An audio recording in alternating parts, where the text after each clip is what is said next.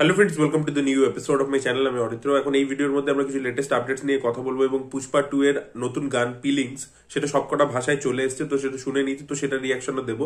তো সবচেয়ে প্রথমে যদি পুষ্পা 2 নিয়ে কয়েকটা কথা বলি, তো সবচেয়ে প্রথমে আপনাদেরকে বলে রাখি এই ছবির প্রি রিলিজ ইভেন্ট কিন্তু কালকে হায়দ্রাবাদে হতে চলেছে। কালকে কিন্তু কলকাতায় ইভেন্ট হওয়ারও কথা ছিল, কিন্তু কলকাতার ইভেন্টটা ক্যান্সেল হয়ে গেছে। কলকাতায় ইভেন্টটা আলটিমেটলি হবে না, প্রি রিলিজ ইভেন্ট হায়দ্রাবাদে হতে চলেছে। এবং হায়দ্রাবাদে এই ইভেন্টে কিন্তু ট্রেলার 2 একটা রিলিজ ট্রেলার বলে লঞ্চ করার প্ল্যান করা হচ্ছে। তো মাইট বি কালকে আমরা পুষ্পা 2 এর আরো একটা ট্রেলার দেখতে পেতে পারি, এরকমই আপডেট উঠে আসছে। তো দেখা যাক কতটা মেলে। আমিও আর কি মিডিয়া রিপোর্টস থেকেই জানতে পারলাম, তো দেখা যাক সেটা কি হয়। আর এছাড়া আপনাদেরকে বলে রাখি, ছবিটা যে লেভেলে অ্যাডভান্স বুকিং করছে, পাগলামো করছে, অলরেডি প্রি সেলসে ডে ওয়ানে ওয়ার্ল্ড ওয়াইড মিলিয়ে 50 কোটি টাকার উপরে চলে গেছে। লাস্ট ভিডিওতে আপনাদেরকে যখন আপডেট দিয়েছিলাম, সেটা কালকে রাত্রি 12টা অব্দি ছিল, সেটা 35 কোটি টাকা ছিল, এখন কিন্তু সেটা 50 কোটি টাকা হয়ে গেছে। ইয়েস, হিউজ লেভেলে বাড়ছে। সিঙ্গেল স্ক্রিন, মাল্টিপ্লেক্স সবকিছু, যত টিকিটের প্রাইস বাড়াচ্ছে তত লোকে কাটছে, চারিদিকে হলুদ হচ্ছে। তো হিউজ একটা কালেকশন ডে ওয়ানে কিন্তু করতে চলেছে। ডে ওয়ানে কিন্তু মানে 250 থেকে 300 কোটি টাকার মধ্যে একটা কোথাও ওপেনিং নেবে পুষ্পা 2, এটা আমার মনে হচ্ছে। দেখা যাক কি হয়। এবার যদি ফিলিংস গানটা নিয়ে কথা বলি, এই গানটা কিন্তু আমার পার্সোনালি খুবই ভালো লেগেছে। এটা সবচেয়ে ভালো ভার্সন হচ্ছে মালায়ালাম ভার্সনটা। অ্যাকচুয়ালি প্রথম যে হুক লাইনটা, সেই হুক লাইনটা প্রতিটা ভার্সনেই কিন্তু মালায়ালাম ভাষাতেই রাখা হয়েছে। এবং আল্লু অর্জুন কিন্তু একটা জায়গাতে দাঁড়িয়ে নিজে বলেছে যে তাকে তার কেরালার ফ্যান্সরা প্রচন্ড পছন্দ করে, সেখানে তাকে আল্লু অর্জুন না মাল্লু অর্জুন বলা হয়। এবং তাই জন্য দেখবেন ভিডিওর মধ্যেও মাল্লু অর্জুন আসে, সে নিজের ফ্যান্সদেরকে কোথাও গিয়ে ট্রিবিউট দিয়েছে। এবং তাই জন্য ওই যে হুক লাইনটা, সেটা সব জায়গায় সবকটা ভাষাতেই মালায়ালামে রেখেছে। আর আপনারা যদি পুরো গানটা মালায়ালামে শোনেন, দেখবেন যেহেতু ওই সিঙ্গার যে ওই হুক লাইনটা গেয়েছে, সেই পুরো গানটা গেয়েছে মালায়ালাম ভার্সনটাতে, সেটা সবচেয়ে ভালো হয়েছে। ইভেন এই গানটার ক্ষেত্রে তেলেগু ভার্সনের থেকেও ভালো। আমার দেখুন বাংলা বা হিন্দি ভার্সনটা অতটা এফেক্টিভ মনে হয়নি, তবে আমার তেলেগু থেকে এবারে মালায়ালাম ভার্সনটা অনেক বেশি ভালো লেগেছে। এবং ডেফিনেটলি যে জিনিসটার প্রশংসা করতেই হবে, সেটা হচ্ছে এদের দুজনের ডান্স পারফরমেন্স। আল্লু অর্জুন তো দেখুন খুব ভালো ডান্সার, বহু এরকম গানের সিকোয়েন্স আছে, টপলেস পডি বলে, এছাড়া বহু কিছু রয়েছে তার কেরিয়ারে যেখানে সে দারুণ নেচেছে। এটা তো নো ডাউট, সে একটা সুপারস্টার এবং তার ছবির মধ্যে সে নাচে খুব ভালো, সে খুব ভালো একজন ডান্সার। কিন্তু রশ্মিকা তার সাথে তাল মিলিয়ে যেভাবে নেচেছে, সেটাও কিন্তু ইকুয়ালি কমেন্ডেবল।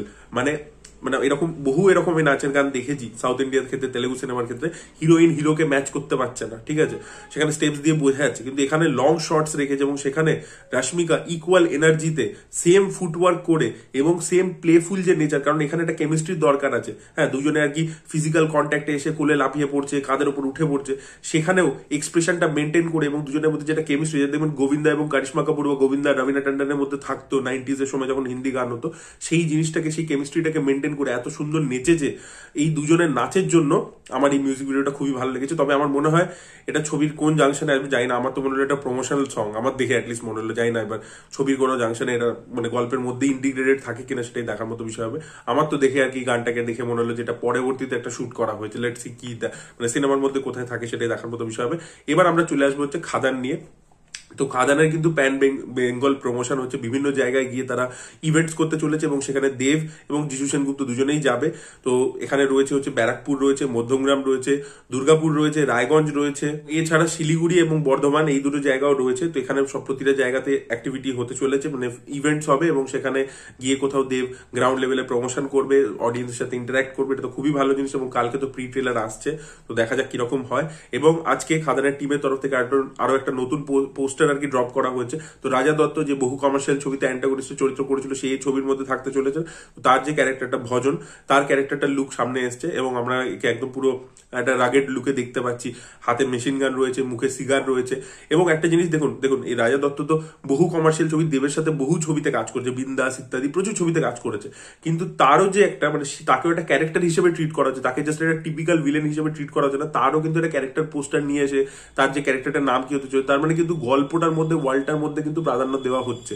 বারবার দেব বলেছে যে গল্পটার উপর সে প্রাধান্য দিচ্ছে, তো সেটা কিন্তু এখানে বোঝা যাচ্ছে যে প্রতিটা ক্যারেক্টারকে কিন্তু ইকুয়াল ইম্পর্টেন্স দেওয়া হচ্ছে। সেটা অনির্বাণ চক্রবর্তীর ক্যারেক্টার হোক, সেটা এই ফিমেল ক্যারেক্টার্স গুলো হোক বা ভিলেনের ক্যারেক্টার্স হোক, তারা প্রত্যেকে কিন্তু ইকুয়াল ইম্পর্টেন্স পেতে চলেছে। এটা কিন্তু এই মানে পোস্টার থেকে বোঝা যাচ্ছে। এবং রাজা দত্ত এই ধরনের অভিনয় বহু যেহেতু ছবি করেছে, তার এক্সপিরিয়েন্স আছে, সেটা পুল অফ করে দেবে আমার মনে হয়। বা তাদেরকে নতুন ভাবে কিভাবে প্রেজেন্ট করে সেটাই দেখার মতো বিষয়। পরবর্তী আপডেটটা হচ্ছে মৈনাক ভৌমিকের আপকামিং ছবি ভাগ্যলক্ষ্মীকে কেন্দ্র করে। তো এই ছবির মধ্যে সোলাঙ্কি এবং ঋত্বিক চক্রবর্তী রয়েছেন। এটা একটা ডার্ক কমেডি, একটু ডার্ক স্পেসের মধ্যে একটা থ্রিলার ধর্মী ছবি হতে চলেছে, একটা মার্ডারকে কেন্দ্র করে।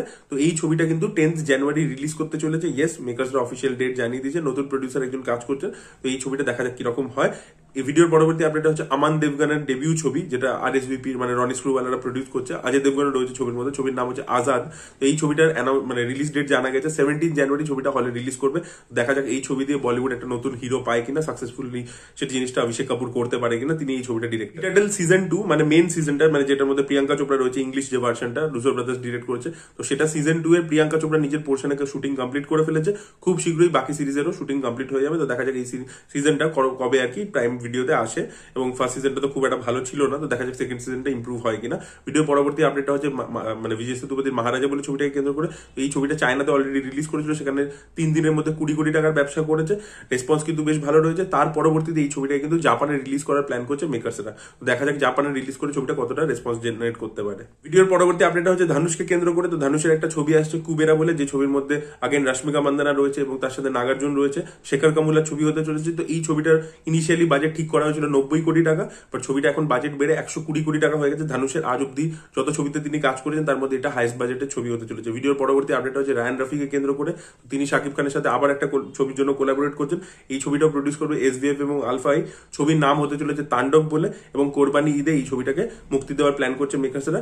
তো দেখা যাক এই ছবির বিষয়বস্তু কি হয়। আশা করবো তুফানের থেকে একটা বেটার ছবি রাফি বানাবেন। ভিডিওর পরবর্তী আপডেট হচ্ছে প্রভাসকে কেন্দ্র করে। তো প্রভাসের দিল রাজুর সাথে, প্রডিউসার দিল রাজু, তার সাথে কথাবার্তা চলছে। তো মাইট বি এটা একটা ফ্যামিলি ড্রামা ছবি হতে পারে। তো দেখা যাক এই ছবিটা আলটিমেটলি ম্যাটেরিয়ালাইজ করে কিনা এবং কোন ডিরেক্টর এই ছবিটা ডিরেক্ট করে, সেটাও দেখার মতো বিষয় হবে। ভিডিওর পরবর্তী আপডেটটা হচ্ছে চিরঞ্জীবীকে কেন্দ্র করে। তো তিনি শ্রীকান্ত ওডেলা, যিনি নানিকে নিয়ে দসরা ছবিটা বানিয়েছিলেন, তার সাথে কথাবার্তা বলছেন। তো চিরঞ্জীবীর সাথে শ্রীকান্ত ওডেলার একটা ছবি হতে চলেছে, এটা অলমোস্ট কনফার্ম হয়ে গেছে। তো দেখা যাক শ্রীকান্ত ওডেলা চিরঞ্জীবীকে ভালোভাবে প্রেজেন্ট করতে পারে কিনা, নাকি সে বড় স্টার নিয়ে ভালো ছবি বানাতে পারে না, সেটাও দেখার মতো বিষয়। ভিডিওর লাস্ট আপডেটটা হচ্ছে মানিরত্নমকে কেন্দ্র করে। তো মানিরত্নম আপনারা প্রত্যেকেই জানেন যে কামাল হাসানের পরবর্তীতে রজনীকান্তের সাথে কোলাবোরেট করতে চলেছেন আরো একটা ছবির জন্য। তো এই ছবির শুটিং কিন্তু জুলাই 2025 থেকে শুরু হয়ে যাবে। তো দেখা যাক এই ছবির বিষয়বস্তু কি হয় এবং এই ছবিটা কিরকম প্যান আউট করে। এবং তার আগে আমরা থাগ লাইফ দেখার জন্য মুখিয়ে আছি, কারণ কামাল হাসান এবং মানিরত্নম একসাথে কোলাবোরেট করছে। তো এই বুড়ো বয়সে একবার রজনী এবং একবার কামালকে নিয়ে তিনি ব্যাক টু ব্যাক ছবি করে দিলেন, এটা আমার পার্সোনালি খুব ভালো লাগছে। তো দেখা যাক, আশা করবো যে থালাপাতি এবং তার আগে নায়কান, এই দুটোর যেন স্ট্যান্ডার্ড তিনি ম্যাচ করতে পারেন। So this way the update guys. আপনাদের কি বক্তব্য অবশ্যই কমেন্ট সেকশনে জানাবেন। এই ভিডিওটা ভালো লেগে থাকলে লাইক করুন, শেয়ার করুন, চ্যানেলটি সাবস্ক্রাইব করতে ভুলবেন না। Bye bye.